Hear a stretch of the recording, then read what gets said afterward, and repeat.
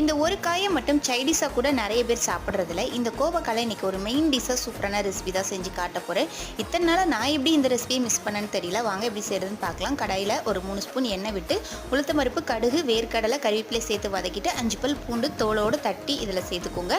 எண்ணெயில் நல்லா பூண்டு வதக்கி விட்டதுக்கப்புறமா ஒரு பெரிய வெங்காயம் பொடிசாக கட் பண்ணி சேர்த்து நல்லா வதக்கி விட்டுட்டு கோவக்காவை இந்த மாதிரி சின்னதாக கட் பண்ணிவிட்டு உள்ளே சேர்த்து நல்லா வதக்கி விட்டுக்கலாம். இதில் 2 தக்காளி பழம் பொடிசாக கட் பண்ணி சேர்த்துட்டு உப்பு சேர்த்து வதக்கி விட்டுக்கலாம். இதில் புளி கரைச்ச தண்ணி, மஞ்சள் தூள், மிளகாய் தூள், தனியா தூள் சேர்த்து நல்லா வதக்கி விட்டுக்கோங்க. 10 நிமிஷம் லோ ஃப்ளேமில் மூடி போட்டு காயை நல்லா வேக விடுங்க. ஒருவேளை காய் வேகலை அப்படின்னா கொஞ்சமாக தண்ணி தெளித்து நல்லா வேக வச்சு எடுத்துக்கோங்க. அதுக்கப்புறமா இதில் வடித்த சாதம் போட்டு நல்லா கலந்துட்டு நீங்கள் சுட சுட சர்வ் பண்ணலாம். ஃபைனலாக கொத்தமல்லி இலை சேர்த்துட்டு நல்லா கலந்துட்டு குழந்தைங்களுக்கு நீங்கள் லஞ்சு கூட பேக் பண்ணி கொடுக்கலாம். கண்டிப்பாக உங்களுக்கு ரொம்ப பிடிக்கும். இது கூட சைடிஷாக நீங்கள் கொஞ்சமாக அப்பளம் வச்சு சாப்பிட்டா கூட டேஸ்ட் நல்லாயிருக்கும். நீங்களும் வீட்டில் ட்ரை பண்ணிவிட்டு எப்படி இருக்குன்னு கமெண்ட்ஸில் சொல்லுங்கள்.